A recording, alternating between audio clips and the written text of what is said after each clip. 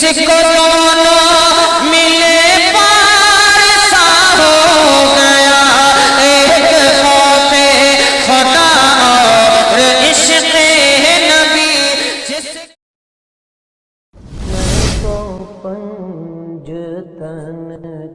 हमारे चैनल से जुड़ने के लिए YouTube पर लिम्रा एजेंसी सब्सक्राइब करें।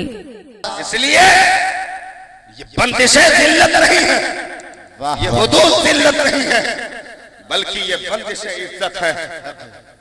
क्योंकि कुरान में शराब नोशी से अगर किसी को रोका गया है तो हुक्म गैरों के लिए नहीं है, बेशक हुक्म अपनों के लिए है।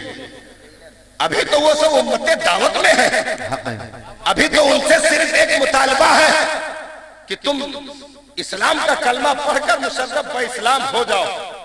पहले हुदूद इस्लाम में आओ, आने के बाद पाबंदियां बताई जाएगी।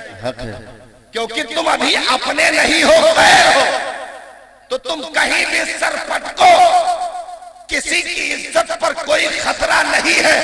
लेकिन हुदूद में आओगे तो तुम्हारी रक्षा की जाएगी, तुम्हारी हिफाजत की जाएगी। क्योंकि अब अगर भटकोगे तो उंगली तुम पर ही नहीं, इस्लाम पर भी उठेगा, बानिए इस्लाम पर भी उठेगा, लाने वालों पर उठेगा, शहीद करबला की जात पर भी उठ जाएगा, सहाबा के कैरेक्टर पर भी उठ जाएगा कि आखिर इस दीन ने इसकी हिफाजत न की, इस दीन ने इसकी सिक्योरिटी न की। तो तुम आने के बाद तनहा अपनी जात में नहीं, बल्कि न जाने कितनों की आबरू बने हो। इसलिए तुम्हें बचाया जाता है, जो अपने हैं उन्हें पर बंदिशें लगाई जाती है, गैरों पर कोई पाबंदी नहीं, कोई बंदिश नहीं। वाह वाह, हक है। और जो इस बंदिश से आजाद होना चाहे, इस्लाम उसे खुले तौर पर कह रहा है, दीन में कोई जबरदस्ती नहीं। हक है। अगर तू नहीं मानता तो हुदूद से बाहर हो जा, फिर इस्लाम एक बार भी तुझे पुकार कर कहे तो बताना, इस्लाम एक बार भी तुझे आवाज दे तो बताना। अगर तुम्हें पर्दा कबूल नहीं है, इस्लाम के दायरे से निकल जाओ, एक मर्तबा भी पर्दे के लिए इस्लाम कहे तब कहना, कयामत तक तुझे आवाज न देगा, कयामत तक तुझे नहीं पुकारेगा। लेकिन अगर हुदूद में आ गए और अपना होने का दावा तुम कर रहे हो, तो फिर तुम्हारी इज्जत ये है कि हर तरीके से तुम्हें बचाया जाए और तुमसे खिताब किया जाए, या अय्युहल्लज़ीना आमनू क़ू अनफुसकुम व अहलीकुम नारा वक़ूदुहा अन्नास वल हिजारा। ऐ ईमान वालों, अपने आप को और अपने बाल बच्चों को जहन्नम से बचा लो, क्योंकि तुम अपने हो। मकसद ये नहीं कि तुम्हें जहन्नम का ईंधन बनाया जाए, तुम्हें कदम कदम पर बचाया जा रहा है ताकि तुम बच जाओ। और कल कयामत में जब तुम्हें इनाम से नवाजा जाए, तो वो जो इस्लाम से पिछड़े हुए थे वो आंखें फाड़ फाड़ कर देखें और ये कहे, या लैतनी कुन्तु तुराबा, काश कि आज हम मिट्टी हो गए होते, हमसे हिसाबो किताब न लिया जाता। आज तो इनाम इन लोगों के लिए है, आज तो इकराम इन लोगों के लिए है। हम जिसे जलील समझते थे वो कामयाब निकले, हम जिसे कमतर समझते थे वही सबसे बड़े कामयाब निकले। तो कामयाबी कल भी दीन से थी, कामयाबी आज भी दीन से है, और कामयाबी कयामत तक दीन ही से रहेगी। क्योंकि दीन जुरात देता है, दीन हिम्मत देता है, दीन अंदरूनी ताकत देता है, दीन रूहानियत को मजबूत करता है, दीन इश्क की पगडंडियों पर चलने का हुनर देता है, दीन अपने और पराये में फर्क करता है। दीन ही तो है जो माँ के तलवे को चूमने का हुक्म देता है। सुभान अल्लाह। ये बात की गई थी कि औरतों पर अत्याचार किया जाता है, इस्लाम में ऐसी बंदिशें लगाई गई हैं। तलाक का हक औरतों को नहीं दिया गया, मर्दों को क्यों दे दिया गया? जायदाद में उनको हिस्सा नहीं दिया गया, उनको ये कर दिया गया, वो कर दिया गया। ये सब शिकारी पुराने हैं, जाल नया लेकर आए हैं। अरे वाह, ये सब शिकारी पुराने हैं, जाल नया लेकर आए हैं। ये औरत को कल भी मंडियों में देखना चाहते थे, आज भी वही ख्वाहिश रखते हैं। कल भी औरत मंडियों में बिक रही थी और इसे सामान्य तिजारत की तरह खरीद कर यूज करके फेंक दिया जाता था। आज खाली पैगंबर की सीरत माँ और बहन पढ़ लेना, पूरी जिंदगी सजदे शुक्र अदा करती रहेगी, फिर भी हक नहीं अदा होगा। मेरे नबी ने इस कमतर जर्रे को क्या औकात दे दी, चमकने का हुनर दे दिया। क्या औकात थी औरत की इस दुनिया में, सिर्फ सेज की जीनत बना करके इसे छोड़ दिया जाता था। न इसका अपने वजूद में इसका कोई अपना भाई होता था, न इसका कोई अपना शौहर होता था, न इसका कोई अपना बाप होता था, न इसके वर्षा होते थे, न इसे जायदाद में हक दिया जाता था, न इसे बाल मनाल में हुकूक दिए जाते थे। मंडी में कीमत दे करके इसको खरीद लिया जाता, यूज करके गलियों में भटकता छोड़ दिया जाता था। बताए कोई हिस्ट्री पैगंबर इस्लाम के आने से पहले औरतों की? से हिंदुस्तान के गंगा और जमन के साहिल से आज भी उनके ताफुन की बदबुएं आ रही हैं। न जाने कितनी औरतों को उनके शौहरों की चिता के साथ जलाकर राख कर दिया गया। जो सिर्फ यही था उस गरीब का कि उसके आने से उसकी जो शादी हुई कुछ दिन के बाद उसके शौहर का इंतकाल हो गया, उसका शौहर खत्म हो गया। सिर्फ उस गरीब का कसूर यही था। अपनी ही गोद में सगा बाप अपनी बेटी को उठा करके ले जाता और गोर के हवाले कर देता, गहरे कमर जैसे गहरे गड्ढे को तैयार करके दफन कर देता था। क्या औकात थी औरत की इस दुनिया में? न मां का दर्जा दिया गया, न बहन का दर्जा दिया गया, न बीबी का दर्जा। ये तो शुक्र मनाओ कि ऐसे घटाटोप जुल्म उद्वान की तारीकियों में इस्लाम का सूरज तुलू हो गया। ये तो खैर मनाओ कि लाखों दुआओं का नतीजा और दुआए खलील की ताबीर बन करके पैगंबरे दो आलम उस मक्का की सरजमीन पर होवेदा। सुभान अल्लाह, सुभान अल्लाह। मेरे आका सल्लल्लाहु अलैहि वसल्लम आप तशरीफ लाए। इस औरत को जो मकाम उस घिनौने समाज ने दिया था और खासकर बेवा की सूरत को भी देखना कोई गवारा नहीं करता था। उसे पापन कहा जाता था, उसे अभागन कहा जाता था और लोग कहते थे इसका चेहरा अगर देख लेंगे तो मेरा बनता हुआ काम बिगड़ जाएगा। इसलिए लोग नफरतों से अपने चेहरे को फेर लेते थे। कई रोज तक कमरों में बंद करके कैदो बंद की मुसीबतें झेलने पर मजबूर कर देते थे। मेरे आका सल्लल्लाहु अलैहि वसल्लम ने बहुत ही गिराई और गहराई से इस कौम को देखा और जिसे सबसे पहला निशाना बनाया गया था बेवा खातून, उस बेवा को उठा करके सिर्फ बीवी ही नहीं बल्कि पूरे मुसलमानों की मां बना दिया। सुभान अल्लाह। महबूबा की सेज अदा कर दी और कहा ओए बेवा की तरफ गलत निगाह से मत देखना। आज के बाद बेवा सिर्फ बीवी ही नहीं बल्कि पूरे मुसलमानों की कयामत तक के लिए मां बन चुकी है। और उस इज्जत और वकार की मसरत से अता करके ऐलान कर दिया कि बेवा पापन और अभागन नहीं है बल्कि बेवा को आज से सुहागन कर दिया गया है। सुभान अल्लाह। औरत कहां कि इसके वजूद तक को मानने से इनकार कर दिया गया था इसी दुनिया में। इसके वजूद को भी इनकार कर दिया गया था इस दुनिया में और कहा गया था कि औरत तो कोई चीज नहीं है, बस इंसानों की खिदमत के लिए इसे रखा गया है, बकिया इसका अपनी जात में कोई इसकी पहचान नहीं है। यहां तक रख दिया गया था। बेटियों को जिंदा दरगोर किया जाने लगा। मेरे आका सल्लल्लाहु अलैहि वसल्लम ने ऐलान फरमाया, कान खोल करके सुन लो, बेटियों को दफन करने वालों जिन्होंने ये जुर्म किया वो तो फिर कयामत के मैदान में फैसला होकर रहेगा। वइज़ल मौऊदतु सुइलत बिअय्यि ज़म्बिन क़ुतिलत, पूछा जाएगा कि किस जुर्म में तुमने इस गरीब का गला दबा दिया। ये कयामत के मैदान में मुकदमा कायम किया जाएगा। लेकिन सुनो बेटियों का मकाम मैं बताता हूं। फातिमतु बुदअतुम मिन्नी, मेरी बेटी फातिमा मेरे जिगर का टुकड़ा। सुभान अल्लाह, सुभान अल्लाह। बेशक बेटी जिगर का टुकड़ा है, पैगंबर ने ऐलान कर दिया और इरशाद फरमाया लोगों की नस्लें उनके बेटों से चला करती हैं, मेरी नस्ल मेरी बेटी फातिमा खातून जन्नत से चलेगी।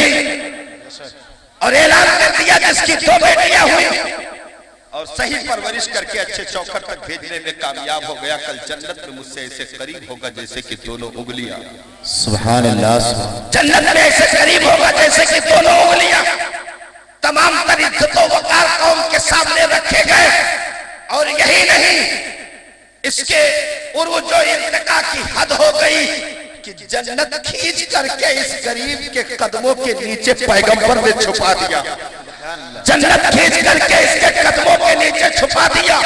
दुनिया में मर्द कैसे भी मकाम पर क्यों ना हो, उसके तलवों के नीचे जन्नत को घसीट कर नहीं रखा गया, बल्कि यह औरत का मकाम है कि पैगंबरे दो आलम ने, अरब के मसीहा ने जन्नत खींच करके इस गरीब कौम के कदमों के नीचे रख दिया और कहा इसके औलाद की जन्नत इसी के तलवे में छुपा दी गई है कि वो काबा का हाजी भी हो, अगर तलवा छोड़ दे तो इबादतें मुंह पर मार दी जाएगी, जन्नती नहीं हो सकता।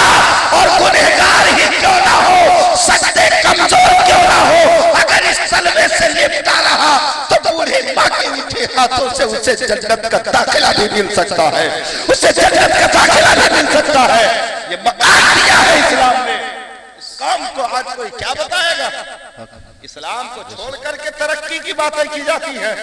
लाना आज भी हो जो बराहीम सा ईमा पैदा, आग कर सकती है अल्लाह से गुलिस्ता पैदा। हमें कल भी उजाले इस्लाम से मिले थे, आज भी उजाले इस्लाम ही दे रहा है और कयामत तक उजाले उसी के दामन से वाबस्ता है। हम इससे दूर रह करके साहब रोशनी नहीं पा सकते हैं। चराग से जितनी दूरी होती जाएगी अंधेरे कदमों से लिपटते जाएंगे, और चराग से जिस कदर कुर्बत होती जाएगी अंधेरे दामन छोड़ते जाएंगे। तो अगर तुम कुफ्र और तुग़यानियों के अंधेरों से दूर होना चाहते हो तो आओ चरागे दीन से करीब तर हो जाओ, ताकि ये अंधेरे दूर दूर तक फटक भी न सके। नहीं तो जिस तरह इस चराग से दूर होते जाओगे, कुफ्र और उद्वान की खटाटोप तारीकियां तुम्हारे कदमों की जंजीर बनती जाएंगी, यहाँ तक कि दूरी ज्यादा हो जाएगी तो तुम्हें निगल जाएंगी, तुम्हारी नस्लों को तबाह कर देगी, तुम्हें खबर भी नहीं होगी। आज हमारी ही गोद से हमारे बच्चों को छीन लिया गया, हमें खबर नहीं हुई, और महंगी फीसें दे करके हमने बच्चों का सौदा कर लिया। महंगी फीसें दे करके हमने बच्चों का सौदा कर लिया।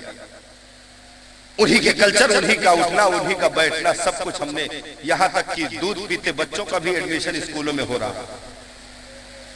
उठा करके हम ले गए, हमने सोचा इसे तालीम दिया जाएगा। चलो भाई दुनियावी तालीम, उसे इंग्लिश मीडियम सब फर इंग्लिश बोलने लगा, कंप्यूटराइज साइंस की, ज्योग्राफी की सारी तालीमात दे दी गई, लेकिन उसे एक लफ्ज भी पता नहीं बताया गया कि तेरे पैगंबर का नाम क्या है।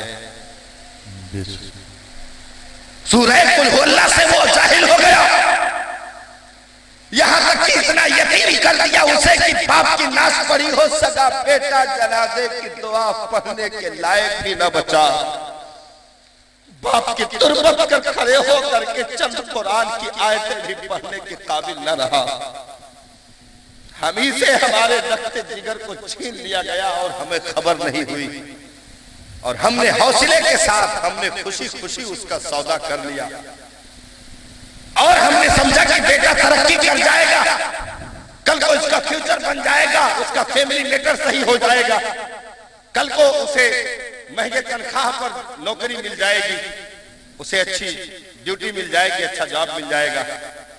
हमने समझा कि ये तरक्की हो गई, और हम दीन से इसलिए उसको दूर करते रहे कि ये पढ़ भी लेगा तो 6-7 हजार रुपया पा करके ये कहां जाएगा, मर जाएगा, एक दिन भी जिंदा नहीं रह पाएगा। हमने जिंदगी की बका रुपयों के नोटों में देखा, और ये नहीं देखा कि जो हीरे और जवाहरात दीन इसके कलेजे में उड़ेल रहा है, ये हीरे जवाहरात उसे जिंदगी भर कभी भीख मांगने नहीं देंगे। आज इन उलमा के मुस्कुराते चेहरे को आप देख सकते हो, जिन्होंने 5-6 हजार 7 हजार की नौकरी की, लेकिन शाहों से बढ़कर जिंदगी गुजार रही है ये कौम। शाहों से बढ़कर जिंदगी गुजार रही है ये कौम। आज इनकी बादशाहत के आगे बड़े बड़े घुटने टेक रहे हैं, क्योंकि ये जौहर किसी बादशाही खजीने से नहीं मिलता, ये जौहर तो मोहम्मद के मदीने से मिला करता है। इसलिए दीन कल भी सुरखरू किए था, दीन आज भी सुरखरुई दे रहा है और दीन कयामत तक सुरखरुई देता रहेगा। जिंदाबाद। दीन किसी को यतीम नहीं होने देता, हक है। दीन किसी को रुसवा नहीं होने देता, दीन किसी को दलील नहीं होने देता। तुम दीन की तरफ एक कदम बढ़ाओगे वो 70 कदम करीब हो जाएगा। तुम दीन से एक बार अगर मुस्कुरा करके मिलोगे तो दीन ऐसे आगोश में ले लेगा, फिर वो तेरी इज्जत को कहीं जाने नहीं देगा, तुझे रुसवा नहीं होने देगा। सहाबा ने यही किया था। दुनिया समझ रही थी ये सब भूखे नंगे लोग हैं, ये चेचड़े पहनने वाले, हमसे आंखें क्या मिला सकेंगे। और इसी कम फहमी में उन लोगों ने उनसे आंखें मिलाने की जुरात भी कर डाली थी। जंगे यरमूक में 3 लाख से जायद की रवायत मैंने पढ़ी है, 3 लाख से जायद हेरकल की शह पा करके आने वाली फौज, और इधर से 35 से 36 हजार तक, एक 40 हजार तक रवायतें उससे आगे नहीं मिल रही। 35 से 36 हजार सहाबा, इधर से सहाबा और ताबईन मिलाकर, और उधर से 3 लाख से ज्यादा, गैरों की तादाद 3 लाख से ज्यादा, इधर से 35 से 36 हजार, और जो इधर सहाबा की तरफ से जो सरकर्दा अफराद थे, नाम ऐसे है साहब कि अगर वो नाम खाली किसी जुनून वाले के कान में पढ़कर फूंक दिया जाए तो उसका जुनून ठीक हो जाए। वो नाम है हजरत अबू उबैदा इब्न जर्राह, सुभान अल्लाह, हजरत खालिद इब्न वलीद, हजरत काका, हजरत शुरहबील इब्न हसना।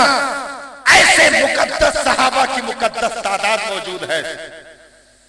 अच्छा, उधर से जितने सारारों में जिसका नाम खास करके जिक्र हुआ, महान करके था एक महान, वो भाई जाहिर सी बात है जब 3 लाख फौज का कमांडर होगा तो वो 35-36 हजार वालों को तो बिल्कुल कंकर पत्थर समझेगा।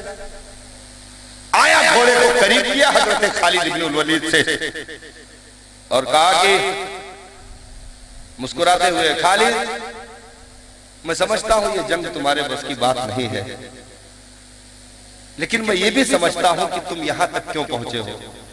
असल में भूख ने तुम्हें अपने वतन में नहीं रहने दिया, भूख प्यास की वजह से तुम वतन से बेवतन हो गए।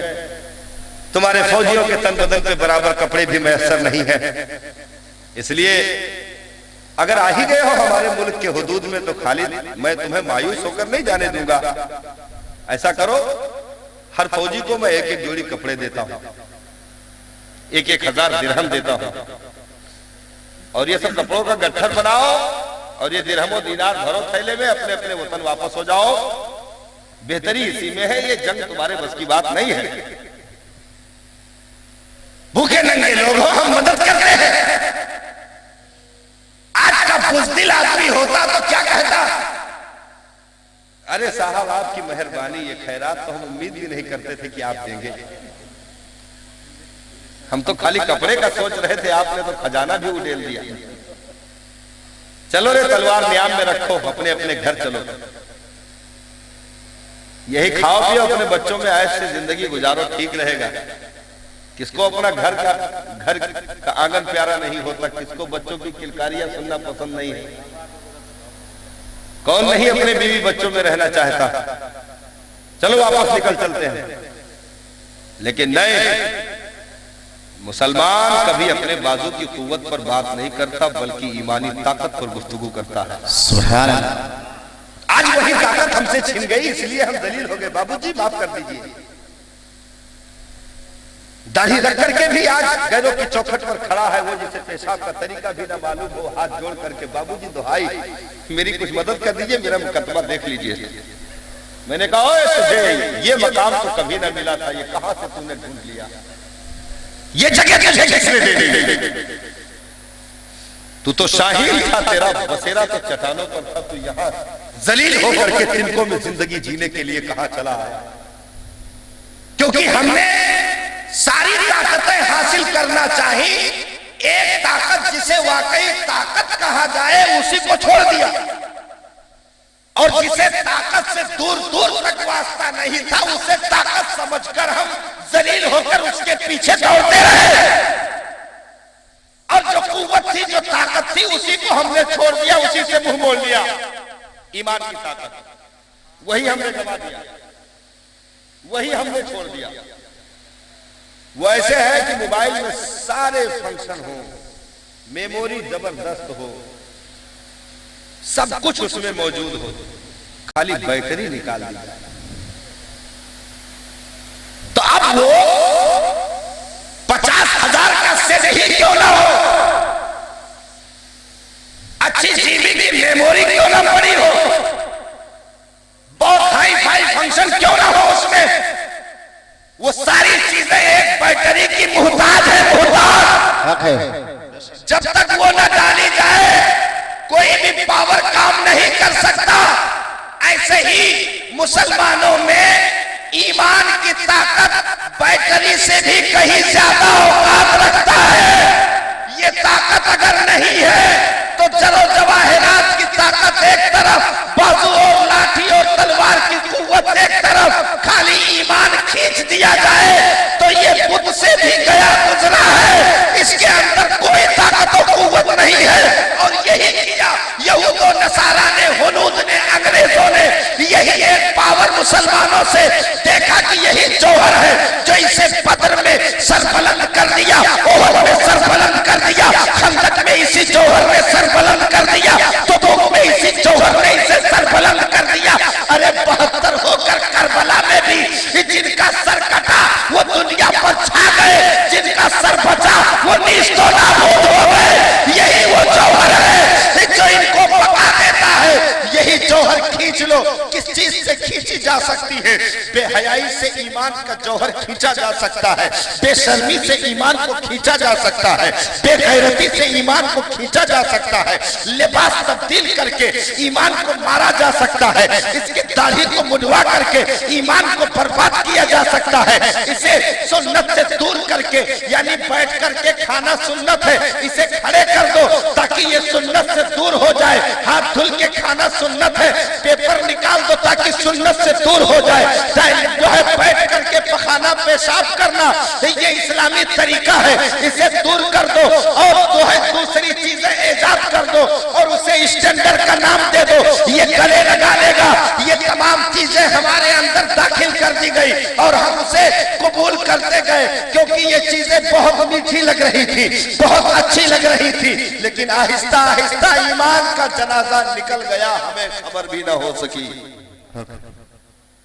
ईमान का जनाजा निकल गया और खबर ना हो सकी। और उन्होंने हिस्ट्री पढ़ रखी है कि खाली इनके ईमान को मार दो, फिर 1 अरब 40 करोड़ क्यों ना हो, इन्हें फिर चाहे जहां दबा कर दो ये उफ भी नहीं कर पाएंगे। जहां चाहो इन्हें घसीट करके रख दो, क्योंकि ताकत तादाद से नहीं होती है, ताकत किसी और चीज का नाम है। और जिस चीज का नाम है वो ताकत, वो जौहर लेकर सहाबा उतरे, पीछे मुड़कर न तलवारों का रुख देखा न तादाद देखी। उस कुव्वत पर भरोसा था जिसे ईमानी ताकत कहा जाता। 36,000 की तादाद क्या मायने रखती है साहब 3 लाख फौज के सामने? हजरत खालिद को तो सरेंडर कर देना चाहिए था और कहते कि चलो भाई जान बची लाखों पाए लौट के बुद्धू घर को आए, निकल चलो यहाँ से पतली गली से। हम तो समझते थे ये 1000-2000 होंगे, लेकिन तो जहां तक निगाहें दौड़ाओ फौजों का सैलाब है।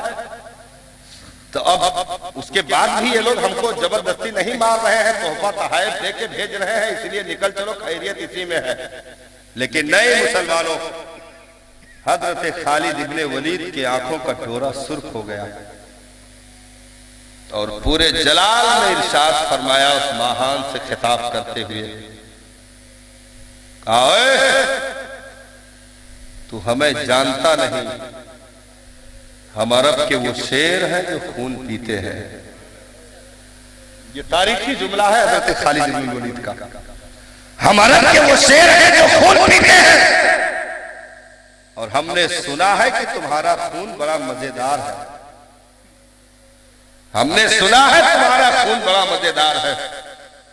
इसलिए बस दो बात है, या तो इस्लाम कबूल कर, अगर नहीं तो फिर इस्लामी हुकूमत में जलील होकर रहने के लिए, यानी तेरी कुछ ना चलेगी, अपनी गर्दन झुकाकर जिजिया देना मंजूर कर। या इस्लाम कबूल कर या जिजिया देना कबूल कर।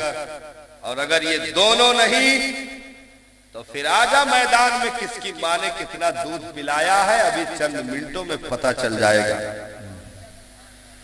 फिर तलवारों की झनकारें सुनाई पड़ी, वो बातें कबूल न की गई। तलवारों की झनकारें सुनाई पड़ी। सहाबा के भी घर बार थे, बाल बच्चे थे। वक्त रुखसत उन्होंने भी बीवी से सलाम किया होगा, बच्चों को गले लगाया होगा।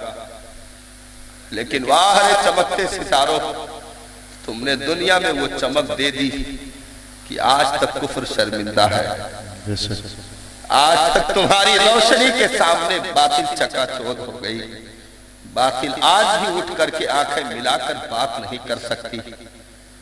तुम्हारी दास्तान खाली बयान कर दी जाए तो कुफ्र के रोंगटे खड़े हो जाते हैं।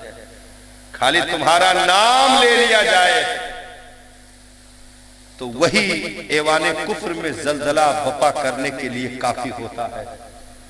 सहाबा तुम्हारी भी ख्वाहिशें रही होगी, तुम्हें भी अपने घरों में अपने बच्चों के दरमियान सुकून की जिंदगी जीना अच्छा लग रहा होगा, लेकिन नहीं, उन्होंने दीन के लिए और हम तक इस कुरान को और उसके पैगामात को पहुंचाने के लिए 3000 सहाबा की गर्दनें कट गई।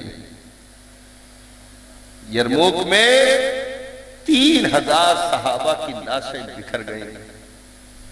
3000 सहाबा शहीद हो गए, लेकिन सामने 1,20,000 मरे हुए पड़े थे। इधर 3000 सहाबा गए, लेकिन सामने महान उसकी फौज से 1,20,000 मरे हुए पड़े थे।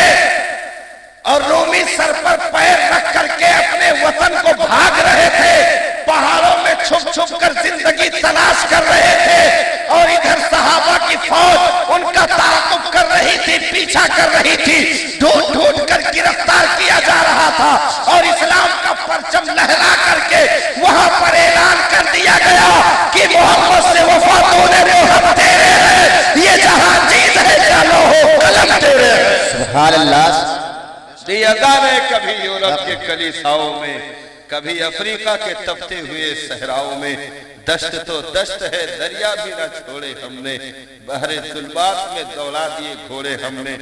आज अगर अपनी औलादों को वफादार बनाना चाहते हो तो उनकी घुट्टियों में दीन दे दो, उनकी घुट्टियों में मुस्तफा जाने रहमत का प्यार दे दो, उन्हें बुजुर्गों से की जिंदगी से करीब कर दो, उन्हें आस्ताने जात पर अपनी गोदी में उठा करके ले जाओ और ले जा करके वहां खड़े हो करके उस कब्र में आराम फरमा उस बुजुर्ग की जिंदगी का अजीम कारनामा अपने बच्चों को सुनाओ कि मेरे बेटे ये वो मुजाहिदीन लेटे हुए हैं, आज जमीन के नीचे आराम कर रहे हैं, जिनके ईमान की हरारत से आज तक दुनिया में ईमान बाकी है।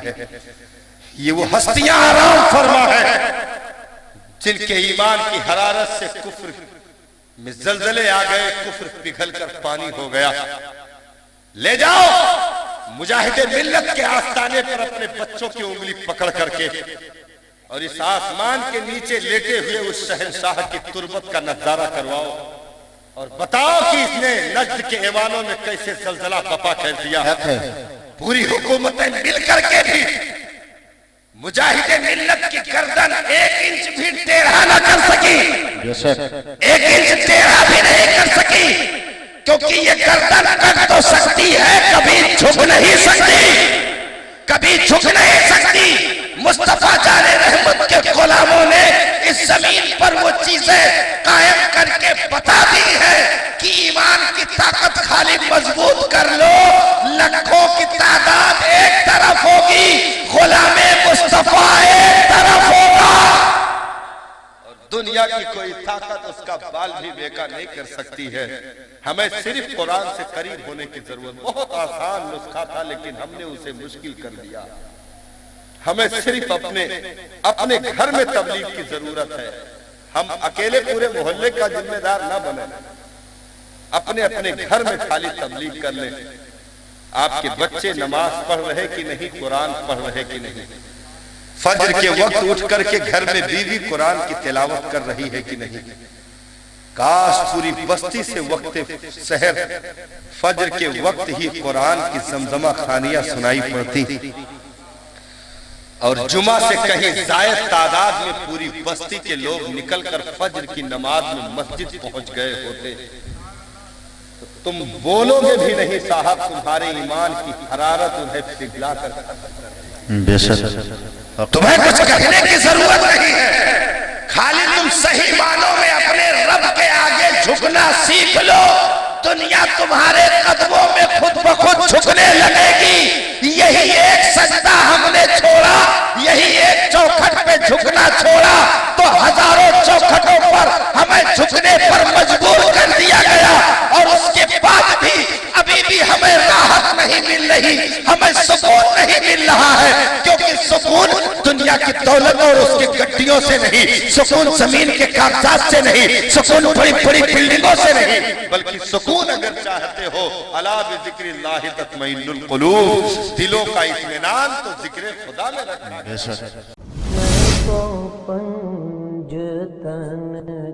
हमारे चैनल से जुड़ने के लिए YouTube पर लिम्रा एजेंसी सब्सक्राइब करें।